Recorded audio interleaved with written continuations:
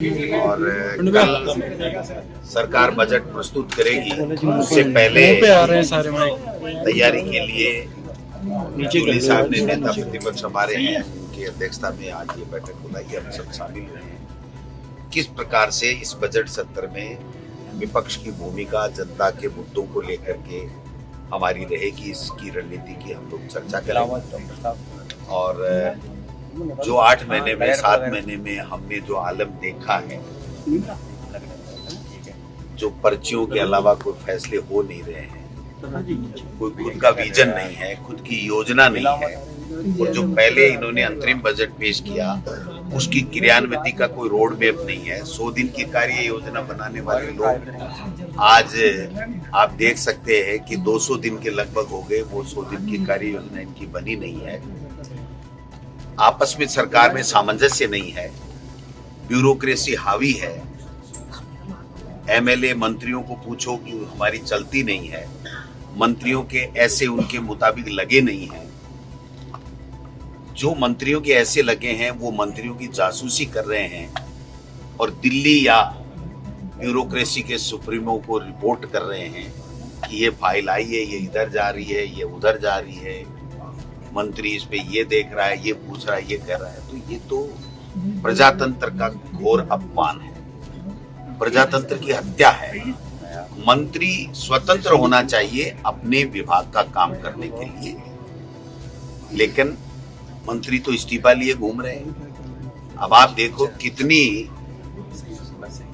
हास्यास्पद भी है और शर्मनाक बात भी है और अपमानजनक भी है कि एक कैबिनेट का मंत्री 1 महीने पहले इस्तीफा देता है और उस इस्तीफे का ऐलान 20-25 दिन बाद में करता है, और 10 दिन के लगभग हो जाने के बाद में अनाउंसमेंट के बाद में भी आज की तारीख तक वो मंत्री है या नहीं है, उसका इस्तीफा स्वीकार हुआ या नहीं हुआ। इससे बड़ी और विडंबना क्या हो सकती है? आप बताइए कि कृषि संबंधी जितने भी इस बजट के अंदर प्रस्ताव शामिल किए गए हैं, क्या किरोड़ी लाल मीणा जी की नॉलेज में है?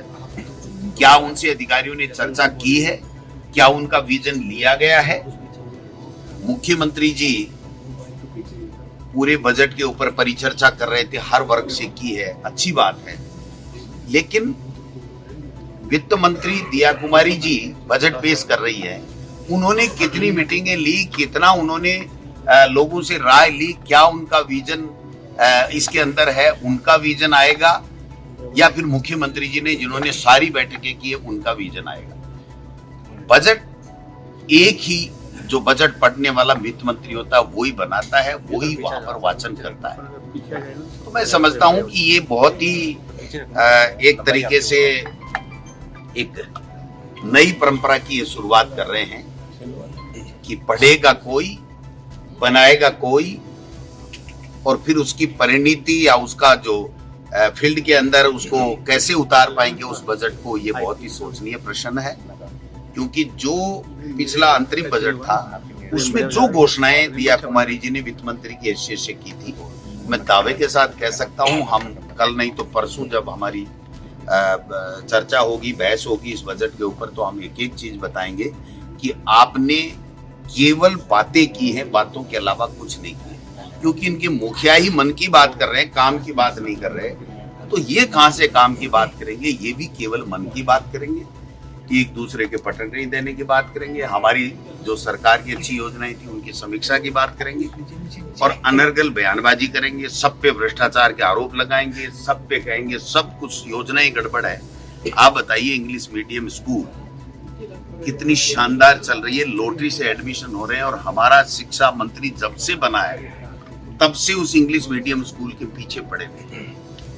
कोई कारण है इसके पीछे, बहुत स्पष्ट कारण है कि वो नहीं चाहते कि गरीब के बच्चे इंग्लिश मीडियम में फ्री में पढ़ करके अपना भविष्य का निर्माण कर सके। उनकी जो आरएसएस का एनजीओ है विद्या भारती, वो विद्या भारती की जितने भी स्कूलें हैं वो पिछले 5-10 साल में बंद हो गई है, क्योंकि वहां पर पढ़ाई से ज्यादा आरएसएस की जो विचारधारा है उसको ज्यादा बच्चों में थोपने का काम किया जा रहा था। लोग समझ गए, और लोग कहते हैं कि हमें ग्लोबलाइजेशन के इस युग में इंग्लिश मीडियम में पढ़ाना है, तो उनको वापस कैसे बंद करें, इस दिशा के अंदर ये लोग काम कर रहे हैं। और आपको शिक्षा के अलावा वो सारी बातें मंत्री जी से सुनने को मिलेंगी जो जरूरी नहीं है। जनता ये कह रही है कि भाई आप कैसे हमें अच्छी शिक्षा दोगे, कृषि मंत्री कैसे कृषि विभाग में किसानों को कैसे खुशहाली उनके जीवन में आए, किस प्रकार की योजनाएं और मदद दें, आप बताइए। अब बरसात का मौसम है, किसान का तो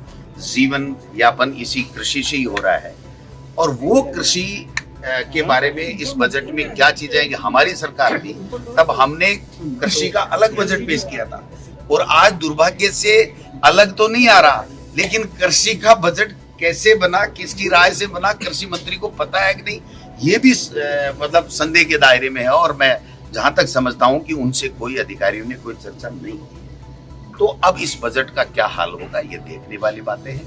आज हम सब लोग चर्चा करेंगे, सदन के अंदर इनको घेरने का काम करेंगे, इनकी नाक में नकेल डालेंगे कि जनता के लिए आप चुन कर के आए हो, जनता ने आपको आशीर्वाद देके सरकार में दिया है, तो आप हमको कांग्रेस को गाली देना बंद करो और आप अपना विजन पेश करो, और लोगों के कैसे अच्छे काम हो, कैसे यहाँ का विकास हो, कैसे उनके जीवन में खुशहाली हो, इस प्रकार की योजनाएं बना करके इम्प्लीमेंट।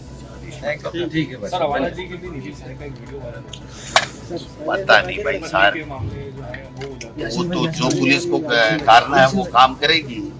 जिस किसी का भी वीडियो होगा, कल हाल में बाड़मेर में भी देखा था एक वीडियो वायरल हो रहा है, जो बंदूकें लाठियां सिरियां लेकर के तो आज मारपीट कर रहे हैं, जानलेवा हमला कर रहे हैं, और ये सरकार कोई बात करने के लिए तैयार नहीं।